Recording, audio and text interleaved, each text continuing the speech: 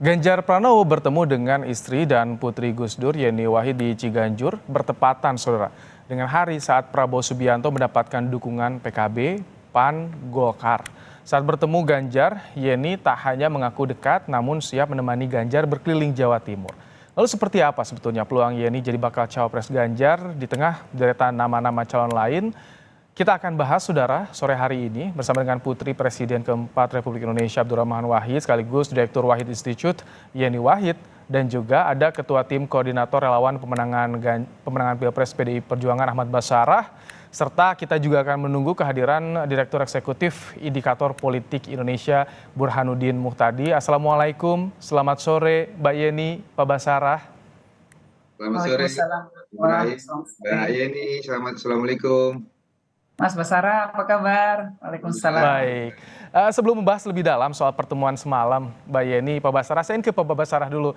Pak Basarah, ini ada juga yang kok bisa ya pertemuan Pak Ganjar ke Ciganjur berdepatan dengan hari kemarin ada deklarasi Pak Prabowo. Ini apakah ada sinyal yang dikirim untuk menegaskan, karena kan kemarin deklarasi ada juga PKB di sana, Pak Basarah.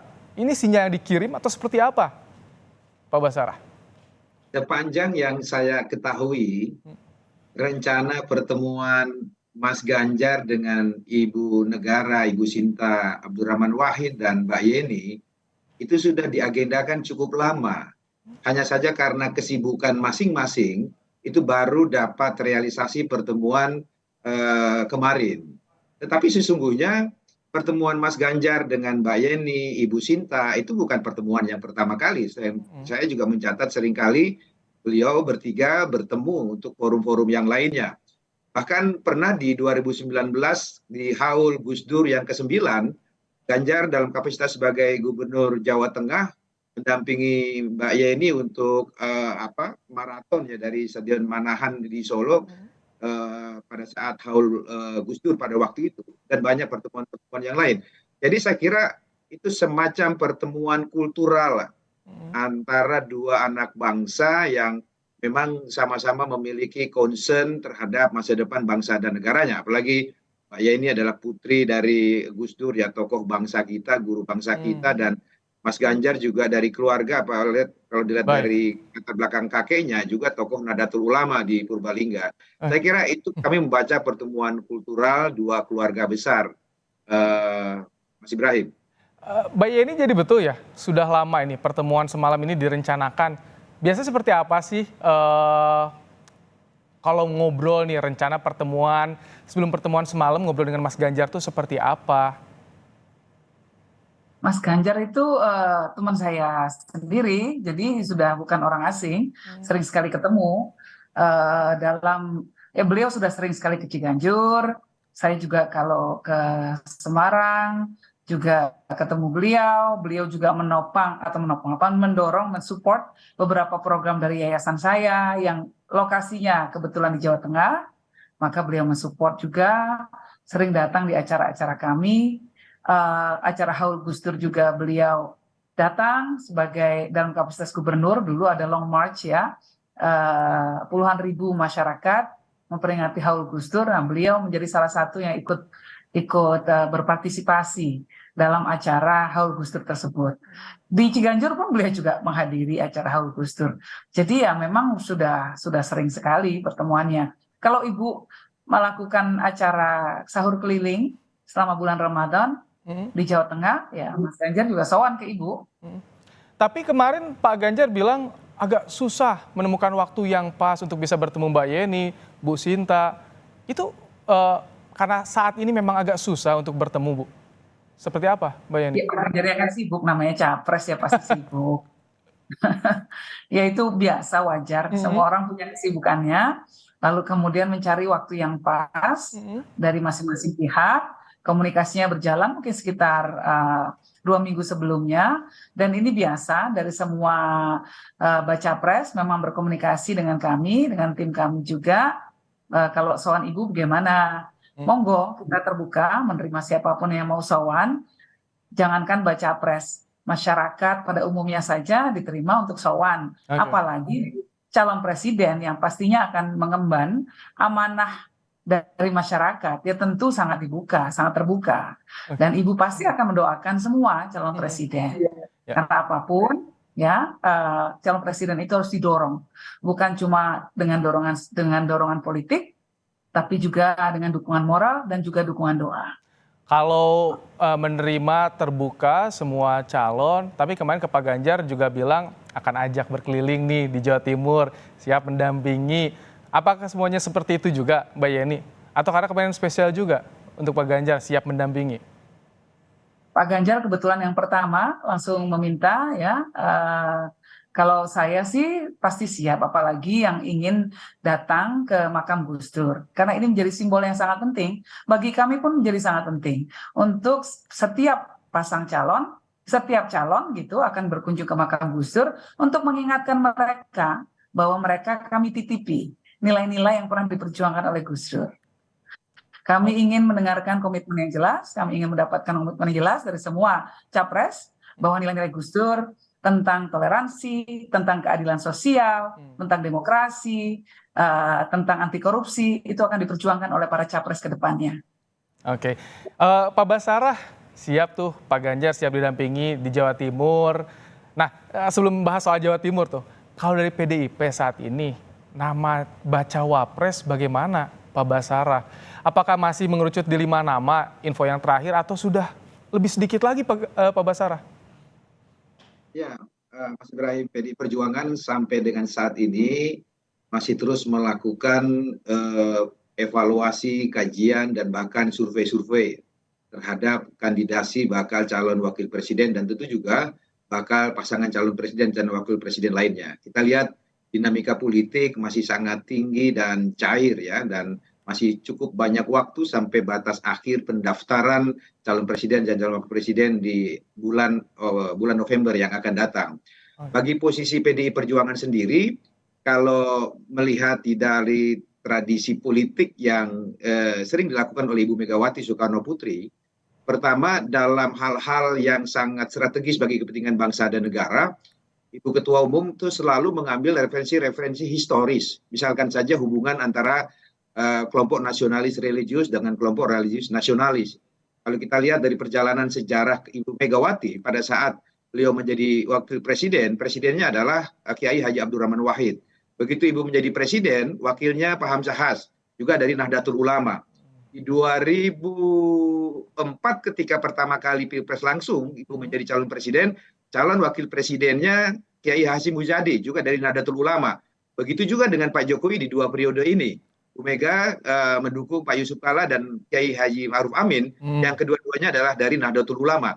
Saya kira tradisi hubungan antara kaum nasionalis Soekarnois seperti PDI Perjuangan dan Nahdlatul Ulama itu adalah satu tradisi kultural dan sekaligus tradisi kebangsaan yang dijaga oleh Ibu Megawati Soekarno Putri sendiri. Tetapi kita sadari betul bahwa dalam hal penentuan bakal calon wakil presiden, tentu Ibu Megawati akan mendengar masukan dari ketua umum partai politik yang akan bekerja sama untuk mendukung Pak Ganjar kelak secara definitif. Oke. Masih digodok ya, artinya Pak Basarah untuk nama-namanya. Ini kebetulan sudah bergabung saat ini Mas Burhan, baru join nih. Halo, selamat sore Mas Burhan. Selamat sore. Mas Burhan, ada Mbak Yeni, ada Pak Basarah juga. Mas Burhan, kemarin menarik sih, ada pertemuan Pak Ganjar dengan keluarga Gus Dur di malam harinya. Ini harinya bertepatan dengan deklarasi dukungan untuk Prabowo. Kalau Anda baca, ini by design nggak sih Mas Burhan? Di hari yang sama ada 2 momen penting ini? Wah, saya hanya bisa membaca yang lahir, tidak bisa membaca apa yang batin. Jadi saya tidak tahu apakah ini by design ataukah tidak. Tapi buat jelas saya, nggak by design itu. Saya harus intervensi. Nggak by design sama sekali. Karena ketika kami menerima informasi bahwa Mas Ganjar mau sowan ke Ibu, itu sudah dari jauh-jauh hari sebelumnya. Kita nggak ada informasi sama sekali bahwa akan ada deklarasi koalisi Pak Prabowo paginya. Sama-sama dengar dari media. Jadi sudah terlanjur disepakati acara-acara. Ya mungkin itu dari langit sudah diatur ya. Sudah diatur. Bahwa akan ada by design sudah dibantah sama Mbak Yeni. Tapi apa yang bisa dibaca ya Pak Burhan, kalau misalkan 2 momen ini terjadi di hari yang sama, apa yang bisa dibaca menurut Anda untuk peta nih, peta politik, dinamika politik saat ini Mas Burhan? Kalau saya membacanya simple ya, pilpres itu ditentukan oleh aspek figur, bukan aspek kendaraan politik. Makanya dalam ilmu politik itu ada istilah split ticket voting, ada straight ticket voting. Ada pilihan elit partai politik yang selaras dengan pilihan masanya, itu disebut dengan istilah straight ticket voting. Nah, tetapi dalam konteks pilpres seringkali pilihan elit itu tidak serta-merta diikuti oleh basis masanya. Itu yang disebut dengan istilah split. Jadi kalau misalnya Pak Prabowo sudah mengantongi dukungan 5 partai, 4 partai diantaranya adalah partai parlemen, itu tidak serta-merta Pak Prabowo akan menang mudah. Karena basis massa Golkar, kemudian PAN, termasuk juga PKB, bahkan Gerindra sekalipun, itu tidak serta-merta memilih elit partai, capres maupun capres yang disepakati oleh elit partainya.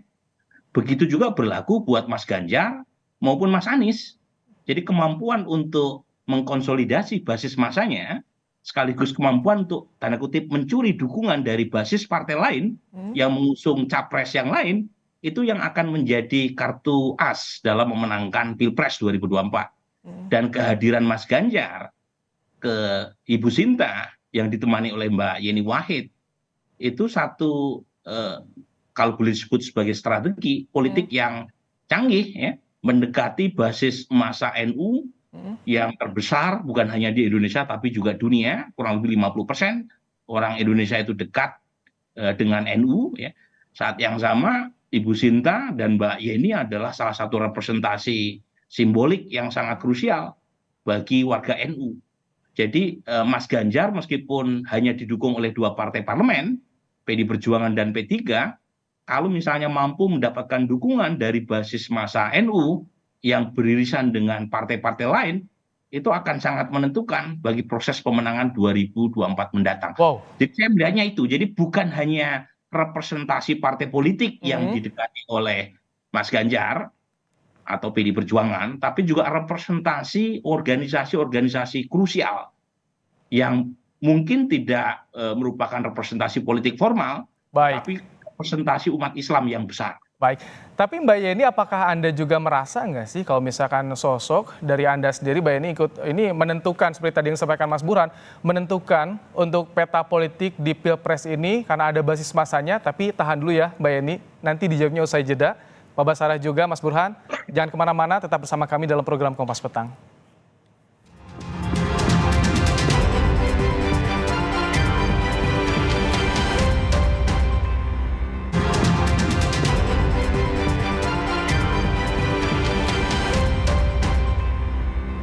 Anda kembali di Kompas Petang, Saudara. Mantan Panglima TNI Jenderal Purnawirawan Andika Perkasa memberi tanggapan soal pertemuan Ganjar Pranowo dan Yeni Wahid kemarin. Menurut Andika, pertemuan itu hal biasa dalam demokrasi dan ia justru menunggu tugas apa yang akan diberikan kepadanya nanti. Ganjar dengan Pak Yeni gimana Pak Yeni sebagai pendukung Pak Ganjar? Oh iya, ya saya mendukung Mas Ganjar, tapi kan kita tunggulah tugas apa untuk saya, ya. Thank you. Kalau ada tawaran cawapres Pak, mungkin Pak? Ya, makanya menunggu tugas, menunggu tugasnya. Tapi siap Pak jika Siap, apa aja siap. Kita kembali di Dialog Kompas Petang, masih bersama kami Mbak Yeni Wahid, Pak Basarah dan juga Mas Burhan. Mbak Yeni, jadi tadi sebelum jeda ditanya, apakah Anda merasa Mbak Yeni kalau saat ini Anda banyak dicari, menjadi faktor penentu juga tokoh yang representasikanlah warga NU, Jawa Timur. Rasa nggak sih Mbak Yeni? Mas Ibrahim jangan bikin saya GR dong. Tadi Mas Burhan yang bilang seperti itu. Saya langsung merasa GR banget gitu ya. Dianggap punya dukungan. Menurut saya bukan saya, tapi apa yang dilihat orang saya representasikan. Yaitu dalam hal ini adalah kekuatan politik NU maupun juga kelompok Gus Durian. Kelompok kader Gus Dur. Ya, maaf kalau Gus Durian itu bekerja di ranah sosial. Ya, sosial kebangsaan. Sementara kader-kader Gus Dur memang di ranah politik. Nah, yang saya representasikan itulah mungkin yang dicari pada saat ini dan dibutuhkan untuk melengkapi semua capres yang sebetulnya kalau kita lihat dari berbagai macam visi dan misinya sebetulnya semuanya berbasis nasionalis. Nah, mungkin perlu dianggap dilengkapi dengan figur yang mewakili komunitas religius. Nah, kelompok religius terbesar di Indonesia memang masih adalah dari Nahdlatul Ulama, di mana Mbah Buyut saya yang mendirikan. Nah, mungkin di situ kemudian dianggap bahwa apa yang saya representasikan ini dianggap bisa memberikan kontribusi besar bagi keterpilihan capres ke depannya nanti. Oke, baik. Pak Basarah, nah kalau dari PDIP kan sebenarnya ada 5 nama tuh bakal cawapres. Tapi sekarang tampaknya ada beberapa yang masih tersisa karena yang lain sudah berkoalisi. Ada Pak Sandi, Pak Andika Perkasa juga. Apakah Mbak Yeni saat ini masuk dalam godokan nggak di internal Pak Basarah? Info kabar-kabarnya dari PDIP, Pak Basarah. Kalau rujukannya statement Mbak Puan di satu media online yang saya baca, Mbak Puan menyebut bahwa Mbak Yeni memang salah satu tokoh bangsa dari kalangan Nahdlatul Ulama yang sangat potensial. Dan beliau mengatakan saya welcome dengan Mbak Yeni, karena saya juga dekat dengan beliau. Nah, maka kalau dari rujukan itu, kalau saya rujuk pada pernyataan Ibu Megawati di tanggal 30 April saat menerima P3, menyatakan dukungan kepada Pak Ganjar, Ibu Mega kan mengatakan beliau punya 10 nama, di luar nama-nama yang tidak disebutkan oleh media. Nah, bisa saja di antara 10 nama itu ada nama Mbak Yeni Wahid. Apalagi tadi sudah saya katakan, pasca pertemuan dengan Mas GP, Mbak Puan memberikan statement yang sangat positif kepada beliau. Saya kira itu, Mas Ibrahim. Oke, menarik sebetulnya untuk ditunggu soal apakah sejauh mana dibahasnya. Tapi saya ingin ke Mas Burhan. Mas Burhan, ini kehadiran Mbak Yeni dalam beberapa hari terakhir, Bu Khofifah juga, Bu Susi juga. Ini soal ada keterpilihan sosok perempuan di pemilu saat ini. Bagaimana Anda melihat kansnya? Karena kan sejauh ini masih didominasi oleh pria. Sosok pemimpin dari perempuan nih, Mas Burhan. Ya kalau kita lihat data ya, terutama sejak reformasi, sebenarnya perempuan belum menjadi determinan factor ya bagi proses pemilihan secara elektoral. Padahal kita tahu pemilih perempuan itu 50%. 50% dari pemilih di Indonesia itu perempuan. Tetapi kalau kita lihat data survei per tahun 99 sampai sekarang, kebetulan kita punya data 5.000-an kali melakukan survei, itu jarang sekali perempuan yang memilih perempuan. Nah, ini salah satu PR ya buat kita, terutama buat aktivis perempuan, karena bagaimanapun representasi politik perempuan terlalu rendah di Indonesia. Jadi dari data faktual semakin rendah tingkat atau jenjang legislatif, itu representasi perempuan semakin mengecil. Jadi representasi perempuan sekitar 20% di tingkat nasional, DPR RI, itu kalau kita tarik ke bawah semakin sedikit, dan kalau kita bandingkan misalnya dengan representasi perempuan di tingkat eksekutif, semakin kecil lagi. Padahal pemilih perempuan 50%. Tapi kalau ada sosok seperti Mbak Yeni, Bu Khofifah, Bu Susi misalkan, itu bakal menarik pemilih perempuan untuk memilih pemimpin perempuan atau seperti apa, Mas Burhan? Nah, itu kan penjelasan dari sisi supply side ya, Mas Ibrahim ya. Kalau misalnya supply side calon pemimpin nasional kita makin banyak yang berasal dari perempuan, itu diharapkan pemilih perempuan mulai melirik perempuan, kan begitu. Tetapi lagi-lagi itu ekspektasi yang belum terkonfirmasi, tetapi bukan berarti tidak layak untuk kita coba. Ya, misalnya bukan hanya Mbak Yeni, kita punya misalnya Mbak Puan ya. Data misalnya masih menunjukkan ketika Mbak Puan muncul sebagai bakal calon pemimpin nasional, itu banyak penolakan, bukan hanya dari laki-laki, dari perempuan. Padahal kita juga punya Ibu Sri Mulyani ya, kita punya Ibu Retno, jadi punya Ibu Khofifah, jadi ada banyak nama sebenarnya. Tapi lagi-lagi kalau supply side-nya kita coba, kita tampilkan, kita tawarkan kepada pemilih, saya yakin ke depan penerimaan pemimpin nasional perempuan itu makin membesar. Tapi harus dimulai memang, tidak bisa kita terus-menerus sistem politik yang sangat patriarkis ini kita langgengkan, kita harus dobrak. Dan pendobraknya harus dari partai. Karena partailah yang punya kemewahan untuk mencalonkan calon pemimpin nasional, kepala daerah, DPR RI, kemudian bupati, gubernur, karena mereka yang punya kemewahan itu. Jadi Oke, pendekatan saat ini sudah mulai dilakukan oleh partai termasuk ke tokoh perempuan ya Mas Burhan ya. betul. Baik, Mbak Yeni, jadi kapan akan ke Jawa Timur bareng Mas Ganjar pasca kemarin bertemu Mbak Yeni? Ya nanti nyocokin tanggal dulu. Nah, Mas Ganjar kapan mau ke makam Gus Dur? Saya pas selonya kapan, pas jamnya kapan, tanggalnya kapan, kita cocokkan, ya tinggal berangkat. Sih gampang. Ini kan kalau soal Pilpres nih pendaftaran 19 Oktober nih Mbak Yeni, masih belum jelas kapannya? Atau ada ancer-ancer nih di bulan apa Mbak Yeni? Saya rasa semuanya masih menunggu bulan Oktober ya. Sampai bisa membuat keputusan yang lebih definitif. Saya rasa semua partai juga sedang melakukan komunikasi-komunikasi, sedang melakukan perbandingan-perbandingan, lalu penyerapan aspirasi dan lain sebagainya. Jadi ini masih sampai bulan Oktober memang masih akan banyak zigzag politik yang akan terjadi ya, dan kemudian akan masih ada perbincangan terutama tentang koalisi. Apakah koalisinya bisa tercapai atau tidak ya, kalau di koalisi perubahan misalnya, kemudian juga siapa yang akan menjadi bakal calon wakil presiden itu juga sangat menentukan. Kami juga menunggu siapa yang akan diajukan dari semua capres ini. Nah dari situ baru kita akan melihat, akan membuat assessment siapa yang layak untuk mendapatkan dukungan kami. Baik, terima kasih Mbak Yeni, Pak Basarah, Mas Burhan telah meluangkan waktu dalam program Kompas Petang sore hari ini. Kita akan tunggu dinamika politik yang akan terjadi selanjutnya. Sehat selalu Mbak Yeni, Pak Basarah, Mas Burhan. Terima kasih. Assalamualaikum.